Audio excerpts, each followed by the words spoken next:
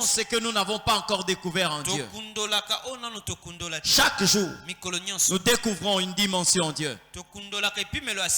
Et j'aime le dire, lorsque le désir de ne plus découvrir en Dieu quelque chose s'arrête en vous, ça veut dire que la mort spirituelle est présente. Lorsqu'on n'a plus ce désir d'avancer avec Dieu, lorsqu'on n'a plus ce désir de découvrir avec le Seigneur. Un jour, j'étais en train de suivre un documentaire. On parlait d'une mine de diamants. Et on a montré comment est-ce que les creuseurs artisanaux étaient en train de chercher le diamant. Et on a montré un trou là où ils avaient déjà eu quelques pierres. Mais tellement qu'ils étaient convaincus que là il y avait le diamant, parce qu'ils en avaient déjà plus de 4 pierres. Bien aimé, lorsqu'on a montré ces trous, même moi qui suivais à la télévision, j'avais froid au dos. C'est-à-dire ils sont allés en profondeur. Ils sont descendus. À un certain moment, ils ont commencé à évoluer comme ça. Mais bien aimé, en voyant ces trous-là, moi-même je me posais la question de savoir, mais s'il y a un éboulement, mais cet homme ne va pas survivre. Mais tellement qu'ils savent qu'il y a une pierre précieuse, ils continuent à creuser. Et c'est ça Dieu. C'est ça Dieu. Alors à chaque instant que vous désirez avancer avec Dieu, vous découvrez des dimensions que vous n'avez pas encore découvert. C'est comme ça qu'il ne faut jamais créer une zone de confort lorsque vous marchez avec le Seigneur. Dieu cherche toujours des gourmands à ses côtés, les gens qui ne sont pas rassasiés par une dimension qu'ils ont découverte. C'est-à-dire lorsqu'on a découvert quelque chose au Seigneur, demain encore nous pouvons dire Seigneur, nous voulons encore et encore. Que l'on sache que l'Éternel est Dieu. 1 Roi chapitre 18, le verset 31 jusqu'au verset 34. Si tout le monde est là, nous allons lire la parole du Seigneur. Premier livre de Rois, chapitre 18, 31 à 34, j'ai lu la parole du Seigneur. Il prit 12 pierres, d'après le nombre de tribus des fils de Jacob, auquel l'Éternel avait dit, Israël sera ton nom. Et il bâtit avec ces pierres un autel au nom de l'Éternel. Il fit autour de l'autel un fossé de la capacité de 2 mesures de sémences. Il rangea le bois, coupa le taureau par morceaux et le plaça sur le bois. Puis il dit, remplissez d'eau 4 cruches et versez-le sur l'holocauste et sur le bois. 34. Il dit, faites-le une seconde fois. Et ils en firent une seconde fois. Il dit, faites-le une troisième fois. Et ils en firent une troisième fois. Quelqu'un dit Amen. Que le Seigneur nous bénisse. Bien-aimés, nous sommes en train de parler ici de la rencontre qu'il y a eu entre Élie et les prophètes de Baal. Bien-aimés dans le Seigneur, ça devient intéressant lorsque vous connaissez le Dieu que vous invoquez. Et je vous le dis, je risquerai encore de le confirmer, que plusieurs personnes se sont donné seulement le temps de connaître le nom de Dieu. Vous pouvez avoir la connaissance du nom de quelqu'un, mais vous ne le connaissez pas. Et nous devons faire le nécessaire de nous disposer entre les mains du Saint-Esprit qui est le seul à nous révéler qui est réellement Dieu. L'assurance que nous avons dans la marche chrétienne émane de la connaissance que nous avons de Dieu. Il n'est pas normal que quelqu'un qui s'est connecté à une énergie la plus puissante au monde puisse trembler devant n'importe quelle énergie. L'énergie. C'est-à-dire, tel que vous êtes là, nous sommes connectés à l'énergie la plus puissante au monde. Dieu. Mais dites-moi un peu, quelle est cette énergie sur cette terre qui peut vous déséquilibrer? Parce que vous êtes déjà en contact avec l'autorité la plus puissante au monde, Dieu. Mais si vous voyez des enfants dans l'église, ceux qui se réclament du royaume, commencer à paniquer devant certaines situations, c'est tout simplement parce qu'on ne connaît pas assez celui qu'on est en train d'appeler Père. Et vous savez quoi? Quand Dieu a appelé Jérémie, j'aime la parole qu'il a adressée à Jérémie. Parce que déjà, il fait savoir à Jérémie, je suis avec toi. Il fait savoir à Jérémie, je t'ai établi prophète. Il fait savoir à Jérémie que tu es supérieur, d'autant plus sur ceux-là qui sont tes détracteurs. Mais il dit quelque chose à Jérémie. Si tu trembles devant eux, moi je te ferai trembler de plus belle. Parce qu'en réalité, la panique, lorsque cela naît dans le chef d'un enfant de Dieu, cela n'est autre qu'une trahison à l'égard de l'Éternel. C'est-à-dire, lorsqu'on commence à paniquer, c'est que nous sommes en train de trahir celui qui est avec nous. Or, ceux qui sont en face de nous connaissent la puissance de celui-là. Mais nous qui sommes avec Dieu, quelquefois nous ignorons. C'est comme ça que je te conseillerais. Ne prends pas seulement le temps de prier pour ton mariage, pour ton foyer, pour ton travail. Il y a des moments où dis à Dieu, je veux te voir. Amen. Le fait de voir Dieu, ça va ajouter quelque chose en toi. Comprenez ce que je dis? Vous connaîtrez à qui vous avez affaire. Je l'ai dit une fois. Je l'ai déjà témoigné ici. Comment est-ce que l'ignorance peut nous pousser quelquefois à agir? Pendant que j'étais encore sur le banc de l'école, je crois que j'étais en terminale ou bien en première. Si entre première ou terminale. Bon, ici, c'est comme, je dirais, 5e ou 6e. Un jour, il y a une sœur du quartier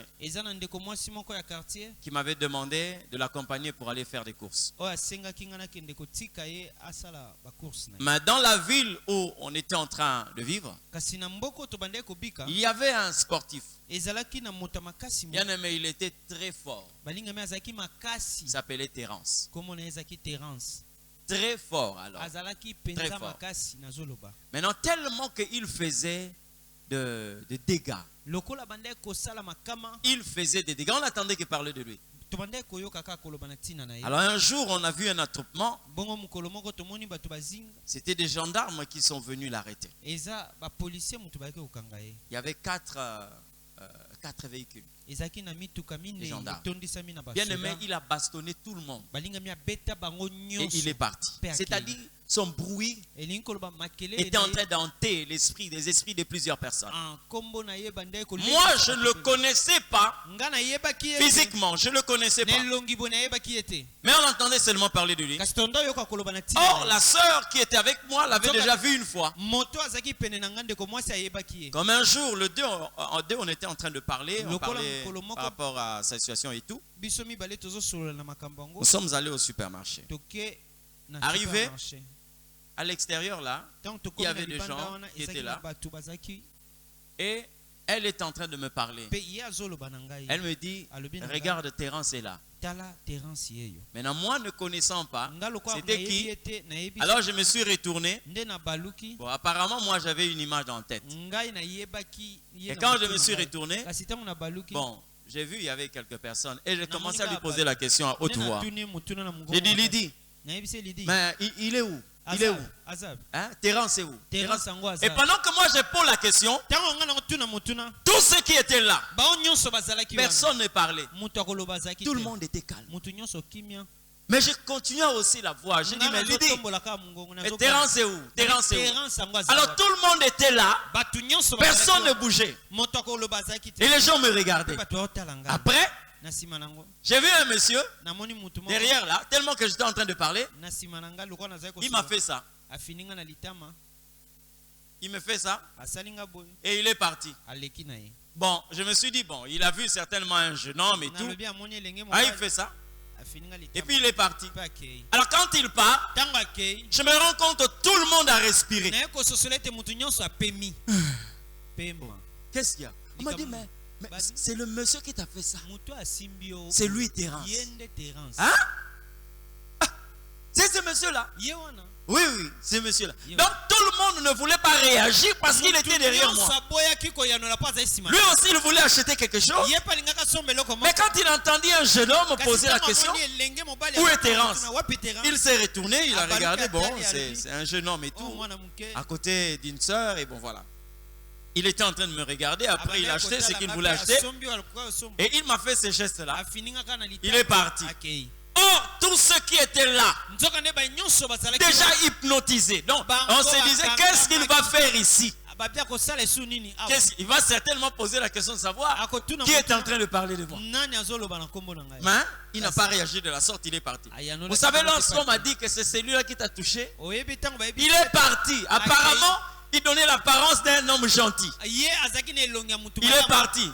Mais quand on m'a dit que c'est lui, quand je le regardais, et j'ai essayé un peu de rêver tout ce que j'ai entendu de lui, c'est vrai que j'ai commencé à transpirer. Et la sœur qui était à mes côtés me dit, et pourquoi est-ce que tu ne peux pas parler à basse voix? C'est que tout le monde, on s'est posé des questions ici. Mais comment ça va se passer ici?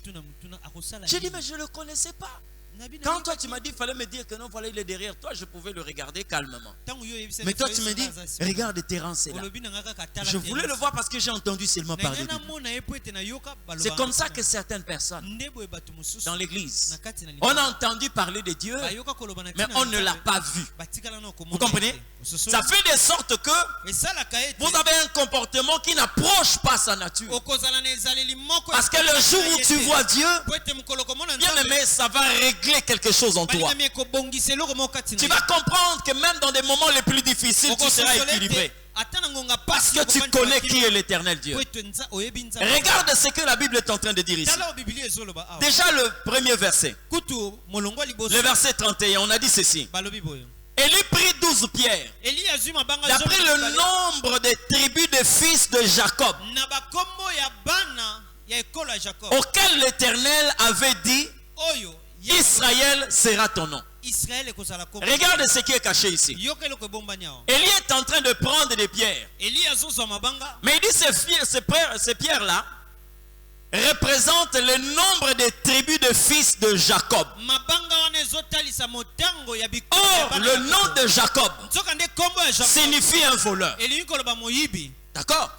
Le nom de Jacob signifie un voleur. Maintenant, lorsque toi tu prends les pierres qui sortent d'un homme dont le nom signifie voleur, qu'est-ce que tu peux bâtir de solide? Qu'est-ce que tu peux bâtir d'excellent? Vous comprenez ce que je dis? Et Jacob, son nom, ce n'est pas Dieu qui lui avait donné son nom, ce sont les hommes qui lui ont collé ce destin-là. Jacob, un supplanteur, un voleur. Et vous voyez la vie de Jacob. En réalité, soit c'est lui qui vole, soit c'est lui qu'on vole. D'accord?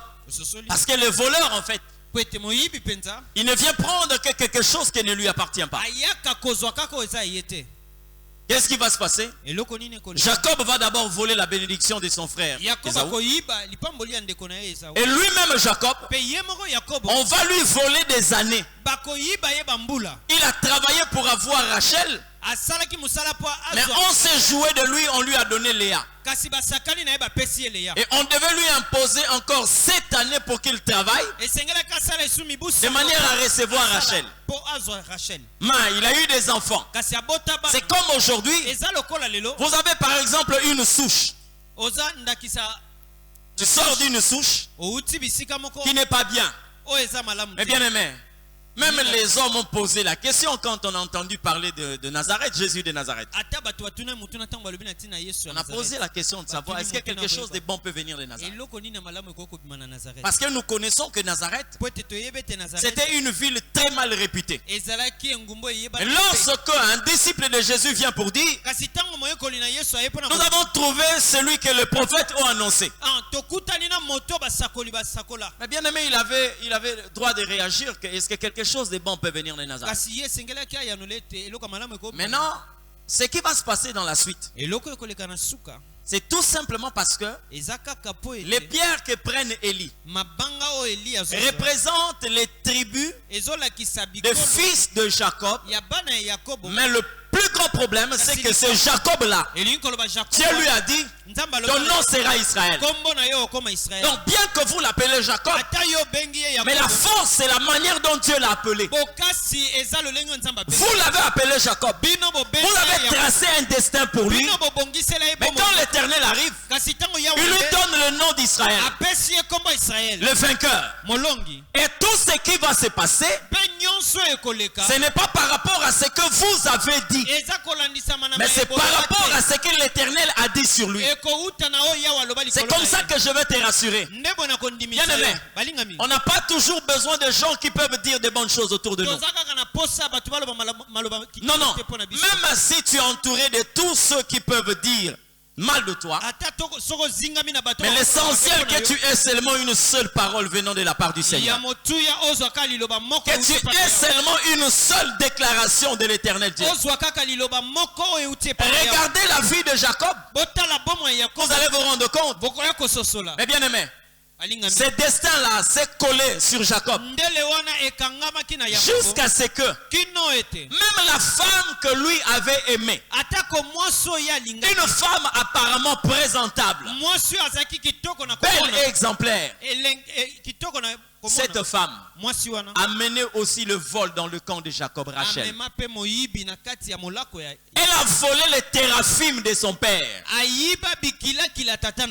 les fétiches de son père. Et quand Laban est en train de suivre Jacob, il dit, celui auprès de qui je trouverai ces téraphimes, je les tuerai. Mais il suffisait seulement que l'Éternel Dieu rencontre Jacob. Il lui a donné le nom d'Israël. Et à partir de ces moments-là, dès que vous regardez tout ce qui reste de Jacob, ce n'était que victoire après victoire.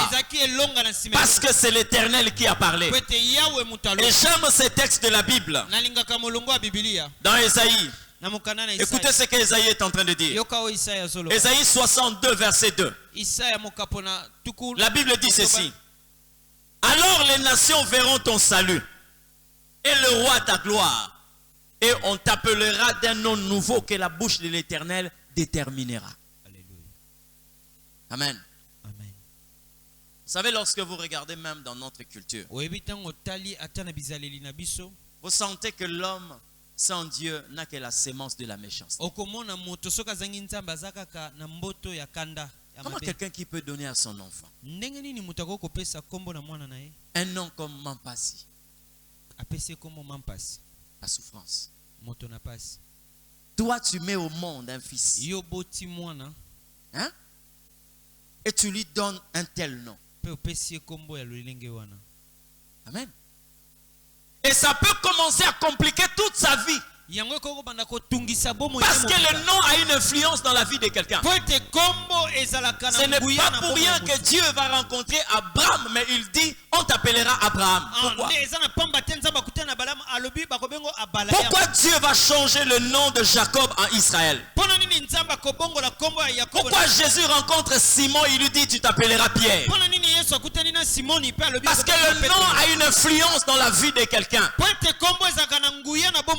Mais on a donné à cet enfant le nom de Jacob. Mais il suffisait seulement que le Seigneur parle sur lui.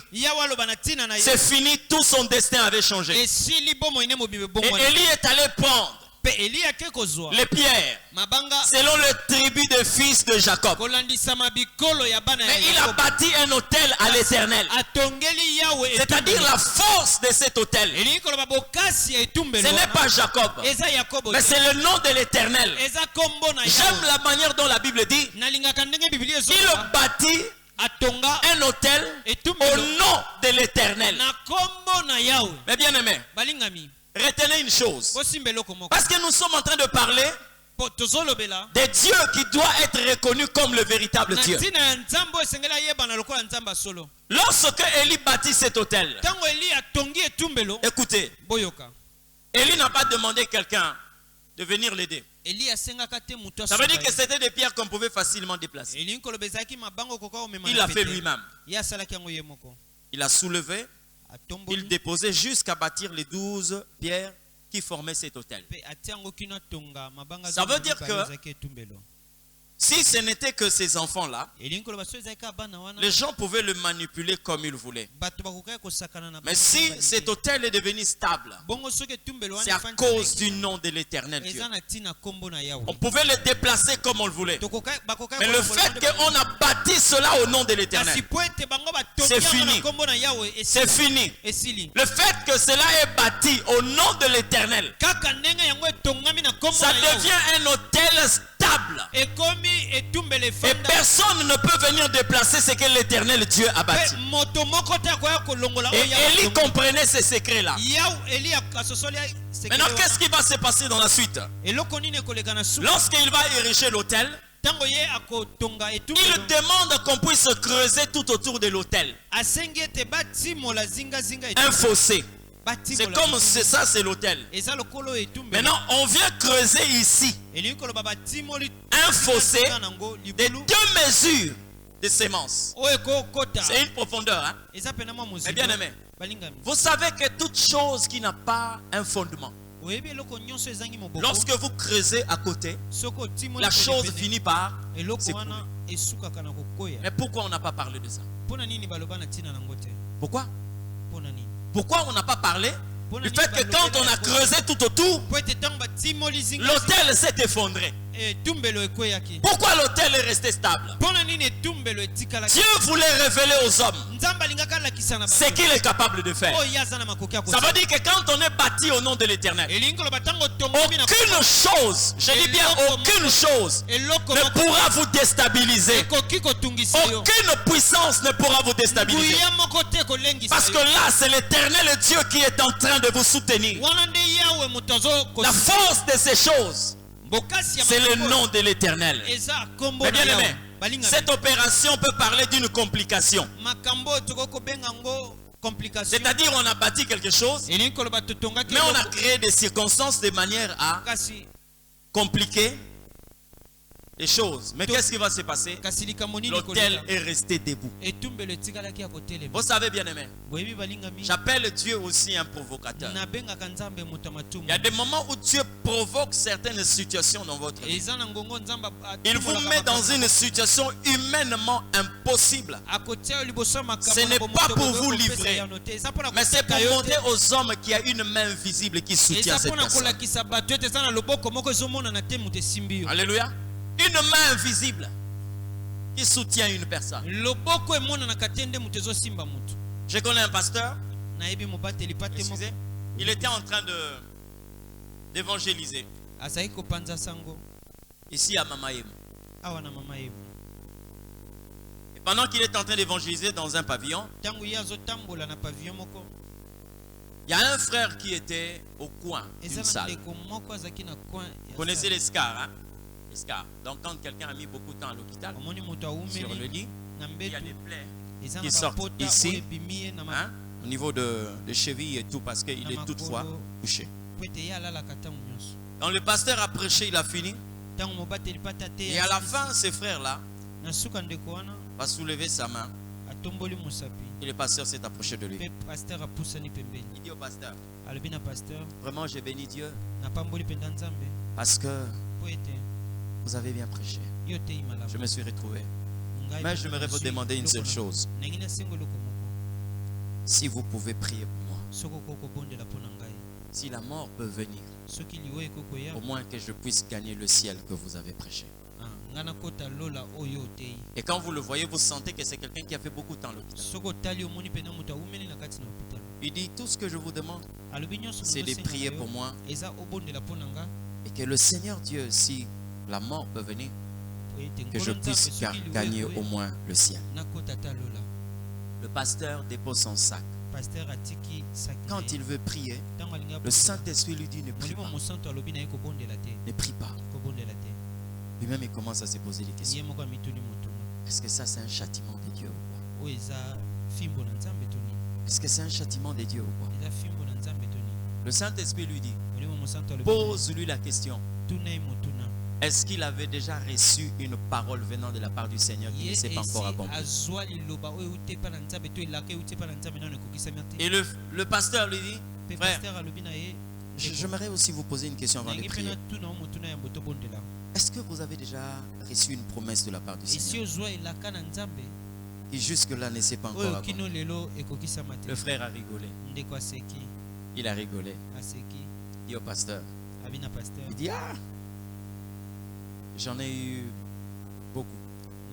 Et le Seigneur m'a dit, bon, qui ne s'est pas encore accompli, mais moi, voyant ma situation, ma santé, je fais déjà plus de 4 mois à l'hôpital. Tantôt, c'est de l'eau au niveau des poumons, tantôt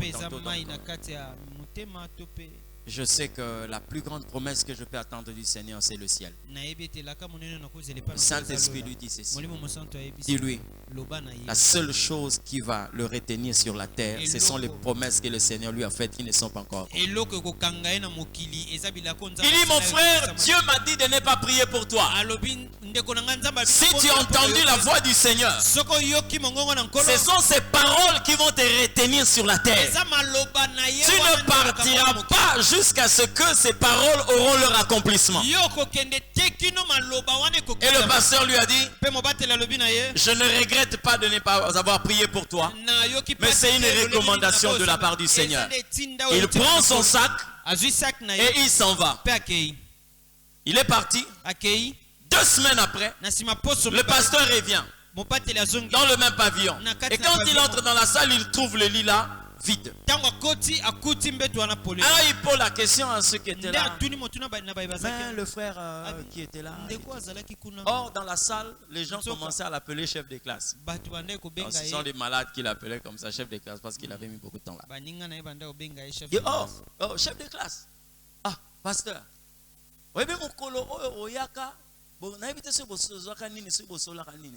Ça fait qu'il avait du mal quelquefois à se lever. Hein? Oui.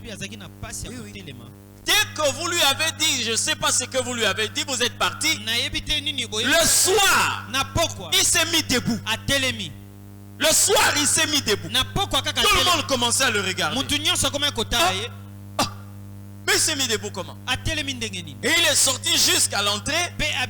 Il est resté après, il est rentré. Le lendemain, il a mangé correctement. Il est sorti même avec sa radio devant la porte du pavillon. Et c'est comme ça que chaque jour, on constatait des améliorations. Des améliorations jusqu'à ce que le médecin a dit qu'on ne voit plus rien. Et qu'il était maintenant prêt à sortir. Il était sorti. Bien aimé dans le Seigneur. Il y a des moments où Dieu complique les choses. Ce n'est pas pour vous mettre dans le pétrin. C'est pour que les gens se rendent compte. Et il n'y a que Dieu qui peut faire ça. Élie a demandé qu'on creuse tout autour de l'autel. Sang de Dieu. Quand ce sang-là arrive dans la vie d'une personne, bien aimé, il faut qu'il y ait un changement. Ce sang-là a le pouvoir de neutraliser tout pouvoir de sang que nous avons hérité de nos pères. Ce sang-là a le pouvoir de neutraliser, d'anéantir toute influence qui vient par le sang. Alléluia. Mais quand vous regardez, vous savez quoi? Une fois je l'ai dit ici, Nous devons arriver à une grande dimension où Dieu lui a donné même l'adresse de là où il devait trouver sa femme, son épouse. Et quand il est arrivé, l'église qu'il avait reçue, ici il est en train de prêcher. Et après, il se rend compte qu'il est attiré par une jeune sœur qui était dans la salle. À la fin de la prédication, il demande au pasteur, il dit, révérend, la sœur que j'ai vue là en train de... Comment on l'appelle? Le pasteur lui donne son nom. Ah bon? Oh, elle s'appelle comme ça? Oh, il y a un problème? Non, non, non. Oh, c'est le nom qu'on lui avait donné. Dis non, mais je sais pas. Est-ce qu'elle est fiancée? Non, non, non. Elle n'est pas fiancée telle que tu la vois. Elle n'est pas fiancée. Est-ce que je peux parler avec elle? Parler avec elle? Non, bon. Il n'y a pas de problème. La sœur était déjà partie. Le lendemain, le séminaire continue. Il approchait la sœur. Ils ont parlé. Mais la sœur avait un problème. Le problème, c'était quoi? Pendant qu'elle était en train de grandir, elle a eu à commettre quelque chose de pas bien. Elle a contracté une grossesse et elle a voulu cracher la grossesse. Avorter. Mais comme ça ne s'est pas bien passé, elle a fleuré la mort. Et le médecin, lorsqu'on l'a intervenu, le médecin a dit on doit couper les trompes pour sauver sa vie. Et on avait coupé les 2 trompes pour sauver sa vie. Mais tous ces caprices que la sœur était en train de faire, ce n'était pas qu'elle n'avait pas besoin du mariage. Mais elle ne voyait pas comment elle pouvait dire à un homme que je n'ai pas de trompe. Et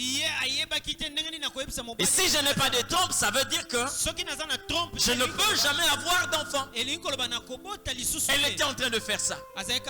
Et quand le pasteur a posé la question à son collègue, elle vit où? Elle dit non, dans telle commune. Oh, mon cher, mais quelle coïncidence. Mais Dieu m'a dit ceci, que je vais rencontrer la femme de ma vie. Elle sera habillée comme ça. Son nom c'est tel et elle vit en tel endroit.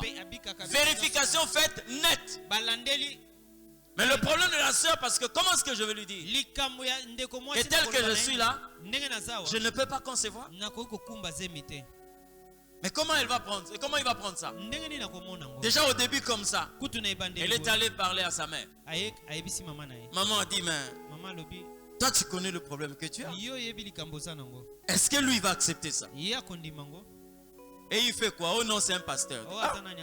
Alors la sœur était obligée de dire au pasteur, voilà mon problème. Et quand le pasteur dit à son collègue, son problème c'est ça. Ah, c'est vrai? Hein? Moi qui tu peux salir. Ah, c'est vrai ça. Elle ne peut pas mettre au monde. Bon, ça va.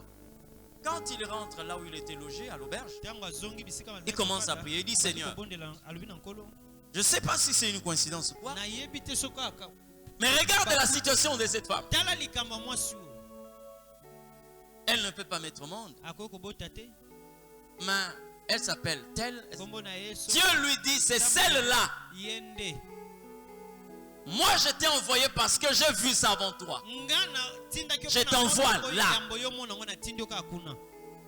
Et finalement, le pasteur dit, non, non, le Seigneur m'a confirmé que c'est elle. Elle soyez un problème à Robotate.